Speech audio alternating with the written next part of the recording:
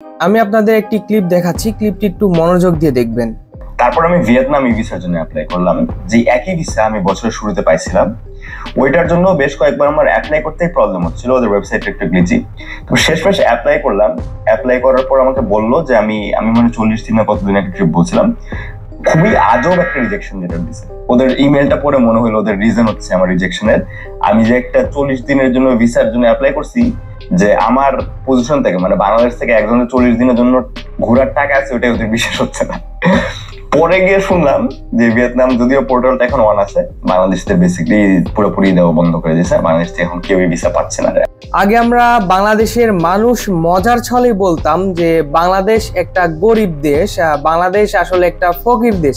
এটা কিন্তু আমরা বাংলাদেশের মানুষেরা মজার ছলে বলতাম, কিন্তু এখন 2025 সালে এসে আমরা বিভিন্নভাবে প্রমাণ পাচ্ছি যে বিশ্বের যতগুলা দেশ আছে, যেটা বাংলাদেশ বাদে যতগুলা দেশ আছে, প্রতিটা দেশই কিন্তু তারা ভাবছে বা মনে করছে যে বাংলাদেশ একটা গরিব দেশ। আমাদের জনপ্রিয় একজন travel blogger Nadir on the go, তিনি তার সাম্প্রতিক ভিডিওতে বলছেন, আমি আপনাদের দেখালাম ক্লিপটা, যে তিনি একটি দেশের ভিসা আবেদন করেছেন, তারা তার ভিসাটি ক্যান্সেল করে দিয়েছে, এইটা বলে যে বাংলাদেশ একটা গরিব দেশ, বাংলাদেশের মানুষ ওই দেশে যেয়ে 40টা দিন স্টে করতে পারবে না, মানে বাংলাদেশের মানুষ ওই দেশে যে 40টা দিন থাকতে পারবে না, এইরকম একটা ধারণা বিদেশি দেশগুলোর হয়ে গেছে আমাদের দেশের উপরে। তাহলে এখন আমাদের দেশটা কোন পর্যায়ে আছে, বিদেশিরা আমাদের দেশকে কি মনে করে?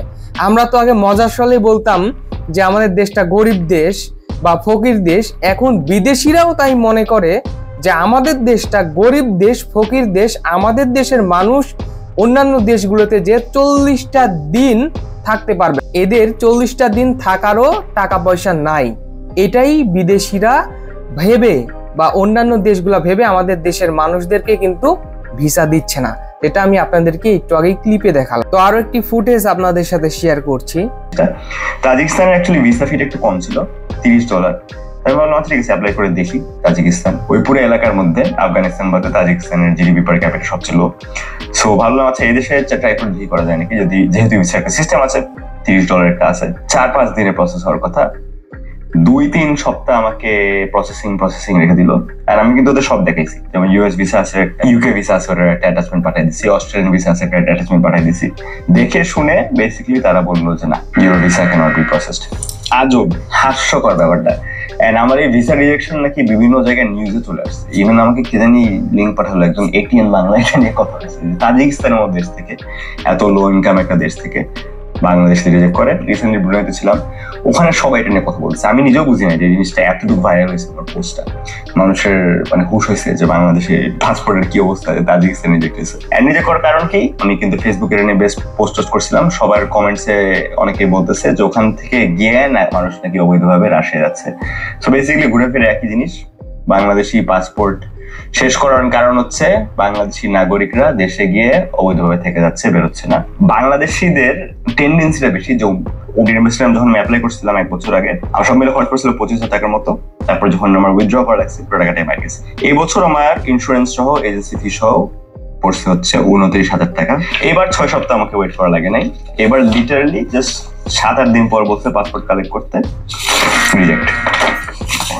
রিজেকশনের কারণ দিচ্ছে, the information submitted regarding the justification for the purpose and conditions intended stay was not reliable. Basically বলছে আমি যেটা ইনফরমেশন প্রোভাইড করছি ওটা রিলায়েবল না। সো আমি 90 দিন দেখাইছিলাম, আর 90 দিন রাজার হালে থাকতে পারবো এরকম আমি ফান্ডস দেখাইছি ওদেরকে।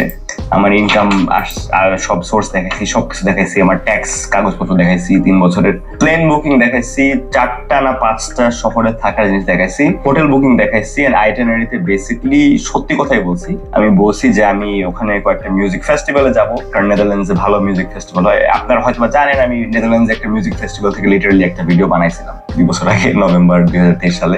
এত আজগুবি একটা রিজেকশন লেটার দিছে। You have not provided any closer personal explanation regarding the choice of Netherlands other than experiencing electronic music festival season. However, you've not given any example of such festivals and you have not shown any tickets. Therefore, the embassy finds there are doubts what the real purpose of the intended trip is. Netherlands এর মানুষরা নিজেরাও জানে না যে কোন ফেস্টিভ্যালে কে কবে যাবে। এটা মানে ওদের একটা দুইটা ফেস্টিভ্যাল হয় না, ওদের নেদারল্যান্ডসে বা বেলজিয়ামে 100টা 200টা 500টা ফেস্টিভ্যাল হয়। লাস্ট মিনিটের টিকিটের দাম কমে যায়, বেড়ে যায়, মানুষ লাস্ট মিনিট কিনে, আর্টিস্ট লাস্ট মিনিট ক্যান্সেল করে আরেক জায়গায় বুক করে, টিকিট কেউ আগে কিনে বসে থাকে না একটা মানে দেশের ভিসা পাওয়ার আগে, কারণ টিকিট কিনে লাখ $100 $500 দিয়ে এতগুলো আমি ফেস্টিভ্যাল টিকিট কিনবো, পরে এরকম ভিসা রিজেক্ট করে দিলে পুরো টাকাটাই তোমার। 90 দিন থাকার মতো অ্যাবিলিটি সম্পূর্ণই দেখানো হয়েছে এবং কাগজপত্র সবগুলোই দেখানো হয়েছে। নাদির অন দ্য গো অর্থাৎ ট্রাভেল ব্লগার, তিনি কিন্তু তার সমস্ত ডকুমেন্টস শো করিয়েছেন এবং তিনি তাদেরকে প্রুফও দেখিয়েছেন যে তিনি সেই দেশে গিয়ে কিন্তু 90 দিন রাজার হালে স্টে করতে পারবেন। কিন্তু সেই দেশ কিন্তু তারপরেও বিশ্বাস করছে না যে একজন বাংলাদেশি এসে তাদের দেশে 90 দিন স্টে, অর্থাৎ টাকা পয়সা তার কাছে আছে কি না তারা কিন্তু তারপরেও বিশ্বাস করছে না। আসলে আমরা যেটা আগেই মজার ছলে বলতাম যে বাংলাদেশ একটা গরিব দেশ বা ফকির দেশ, এটা কিন্তু বাইরের দেশগুলো এখন আমরা যেটা বাস্তবতা দেখতেছি, আসলেই বাংলাদেশ একটা গরিব দেশ এবং ফকির দেশ, এটাই তারা বোঝাচ্ছে। এবং বাইরের দেশগুলো কিন্তু ম্যাক্সিমাম ক্ষেত্রে এখন এই জন্যই ভিসা রিজেক্ট করে দিচ্ছে। তো যাই হোক, আমাদের দেশের পাসপোর্ট ভিসার মান উন্নয়ন হবে কোনোদিন বলে আশা করা যায় না, যেহেতু এটা বাংলাদেশ।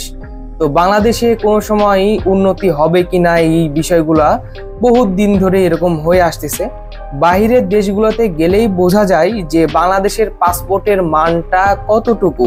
এটা কিন্তু বড় বড় ইউটিউবার বা বড় বড় সেলিব্রিটিরা তাদের ভিডিওতে শেয়ার করেছে এই টাইপের বিষয়গুলো, যে বাংলাদেশের পাসপোর্টের মূল্যটা কেমন। তো বাংলাদেশ কবে এরকম একটা আন্তর্জাতিক পর্যায়ে যেতে পারবে যে বাংলাদেশের একটা ভালো মানসম্মান হবে, যে বাংলাদেশের মানুষের নাম শুনলেই ম্যাক্সিমাম দেশে কিন্তু তারা একটু অন্য চোখে দেখে আর কি।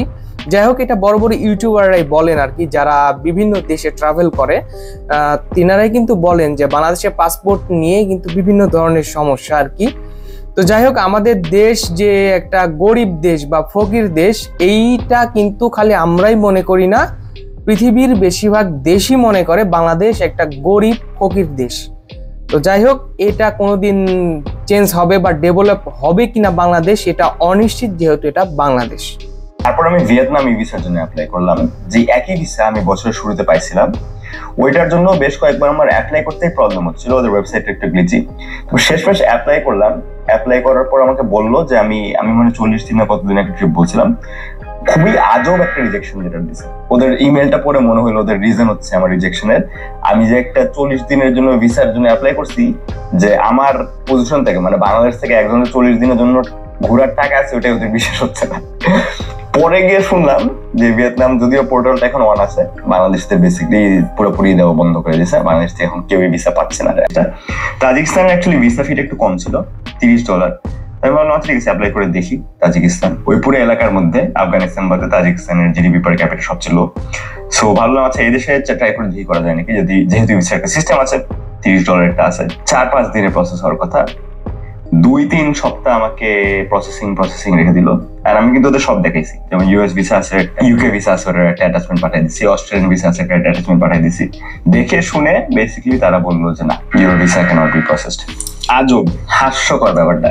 এন্ড আমার এই ভিসা রিজেকশন নাকি বিভিন্ন জায়গায় নিউজে চলে আসছে। ইভেন আমাকে কে জানি লিঙ্ক পাঠালো, একদম ATN বাংলা এটা নিয়ে কথা হয়েছে, তাজিকিস্তানের মতো দেশ থেকে, এত লো ইনকাম একটা দেশ থেকে বাংলাদেশ রিজেক্ট করে। রিসেন্টলি ব্রুনেতে ছিলাম, ওখানে সবাই এটা নিয়ে কথা বলছে, আমি নিজেও বুঝি না যে জিনিসটা এতটুকু ভাইরাল হয়েছে। আমার পোস্টটা মানুষের মানে হুশ হয়েছে যে বাংলাদেশে পাসপোর্টের কি অবস্থা, তাজিকিস্তান রিজেক্ট হয়েছে। বেসিক্যালি ঘুরে ফিরে একই জিনিস, বাংলাদেশি পাসপোর্ট শেষ করার কারণ হচ্ছে বাংলাদেশি নাগরিকরা দেশে গিয়ে অবৈধভাবে থেকে যাচ্ছে, বেরোচ্ছে। অ্যাপ্লাই করছিলাম 1 বছর আগে, আমার সব মিলে খরচ পড়ছিল 25,000 টাকার মতো। তারপর যখন আমার উইথড্র করা লাগছে, পুরো টাকাটাই মার গেছে। এই বছর আমার ইন্স্যুরেন্স সহ, এজেন্সি ফি সহ পড়ছে হচ্ছে 29,000 টাকা।